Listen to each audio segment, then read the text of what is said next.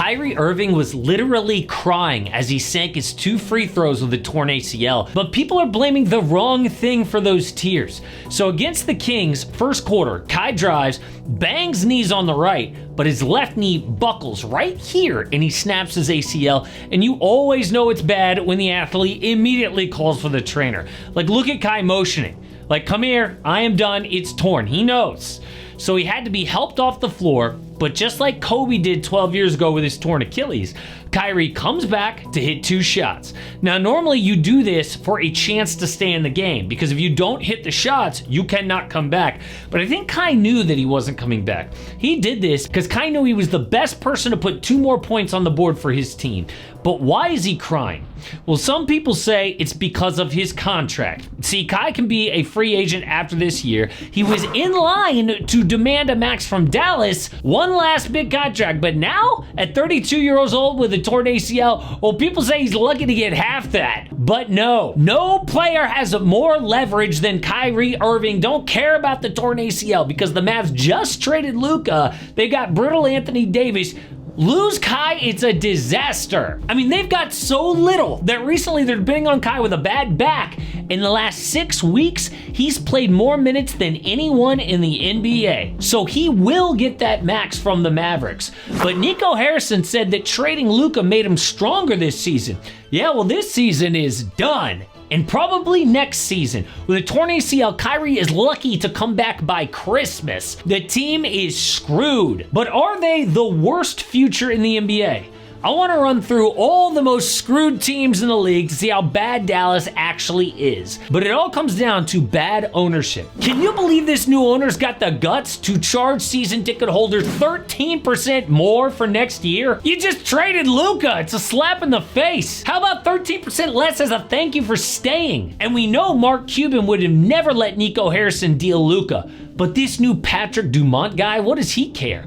All the new owner wants really is a gambling resort and casino in Texas. So why did Cuban sell? But I've been married for 11 years now, dating for 19 years. Before that, I had several complicated relationships. I mean, marriage can still be complicated. Why do I feel anxious if I don't immediately get a text back? Is it normal for that honeymoon phase to end in a relationship? Those things really worried me until I got answers that still serve me today in therapy. Well, my sponsor, BetterHelp, can connect you to a therapist who can help you find those answers to some of those questions about relationships. You can talk through concerns with somebody who is trained to help find you real answers. BetterHelp is fully online therapy, making it both comfortable and convenient. I wanted to vet them, so I signed up for BetterHelp myself and had a great experience. You just fill out a questionnaire and BetterHelp matches you with a therapist in as little as a couple of days. They have a diverse network of 30,000 plus licensed professionals with a wide range of specialties like relationships. And the cool thing about online is you can easily switch to find the right therapist, which is common in the real world, but a lot less awkward online. They carefully make sure that therapists are well qualified and their customer support team is there to help if you have any questions. So start fresh any day of the year with BetterHelp. Click the link in the description or go to betterhelp.com/amhoops and get 10% off your first month of therapy. Well, take a look at this graph of the average NBA team valuation from 2000 until now. When Cubes bought the Mavs, NBA teams cost an average of $207 million. Now the average is $4.4 billion. How could he not sell with that kind of growth? It's because the NBA is making so much money despite bad ratings and valuations go up. But the problem is that attracts people buying teams for an investment, not for passion. Like, say what you want about Cuban, but he loves basketball. Literally had season tickets for the Mavs in the 90s as a fan sitting up in the bleachers. Patrick Dumont, this guy doesn't love basketball. Just look at that stupid quote he gave about Shaq being a hard worker. So now we get these bad owners who ruin teams. I mean, take a look at what this fan posted. He says Mavs players have missed the most time for injury than any team in the league because the owners are so cheap. They fired the medical staff. But actually, they fired them because of Luka's conditioning, and that medical staff got hired by the Knicks, but they're not exactly healthy. Look at them on this list. People just want to blame this owner for everything. They hate him for ruining their team. And it actually started before before the Luka trade under Mark Cuban. In 2021, GM Nico Harrison decided not to give Jalen Brunson a new contract. Then he broke out that year and wanted to renegotiate, but instead of maxing him out, the Knicks signed Jalen, who's now a franchise-level point guard. A gigantic self-inflicted mistake, letting Jalen go for nothing, which doesn't compare to the Luka trade. Now, we've already mentioned, of course, that it's rare, almost impossible, to have two back-to-back Hall of Fame stars like Dirk to Luka. But imagine this, okay? Most of the NBA is basketball hell, right? I mean, you just pray to get like a top 3 pick once a decade. And even then, you gotta draft the right guy. And even then, the right guy guarantees nothing. Like, are the Hornets an exciting team?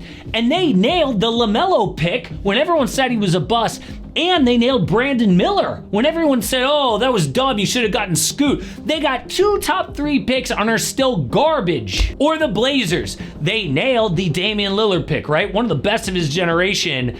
And 0 NBA Finals, back to a rebuilding team. So to give up Luka is like winning the lottery and tearing up the ticket. So with this Kyrie injury now, do the Mavs have the worst future in the NBA? I mean, like, imagine if they wanted to blow it up and rebuild now. Oh yeah, they could deal role players like PJ Washington. Derek Lively's got value, but good luck dealing Kyrie with a torn ACL, even if you do re-sign him. How much could AD get realistically? I mean, his value is high, but injured since being in Dallas. So let's compare the Mavs' bad future. Well, we have to start when we're talking about future with the Phoenix Suns. They control 0 of their own first-round picks going forward.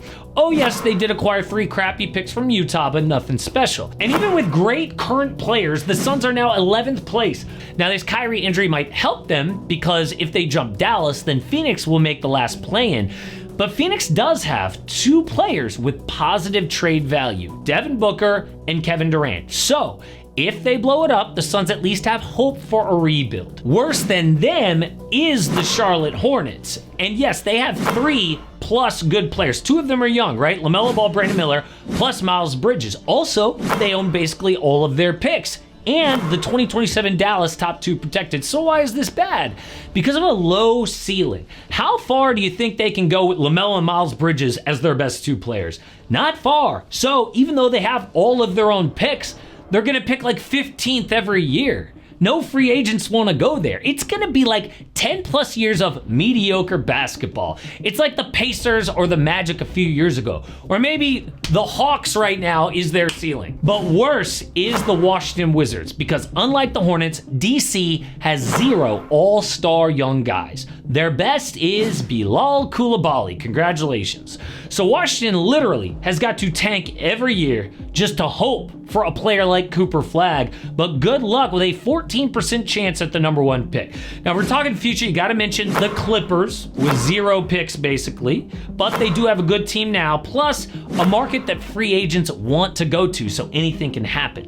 But the worst future in the league is the Chicago Bulls. Why? Because not only do they have no elite young players, yes, they own their own draft picks, but they have a terrible front office and owner. So I have 0 faith that the Bulls management is gonna do the right thing. Like, we think they're rebuilding now, right? After they traded Zach LaVine, but who knows? I mean, I wouldn't be surprised if the Bulls like traded for some low-level all-star like they did with Nikola Vucevic. Now, some people would say the Sixers' future is bad, but they do have good young players like Tyrese Maxey and Jared McCain, plus Philly controls 2 Clippers picks. So I would rank NBA futures as Bulls worst, then the Mavs, Wizards, Hornets, Clippers, and Suns. And the one common thread, especially with the Mavs, is terrible ownership and a front office. But Kyrie isn't the only guy with a decision to make this offseason. I had to look at the biggest names who could move this summer. No, we had a huge trade deadline just now. We're about to have a massive NBA offseason.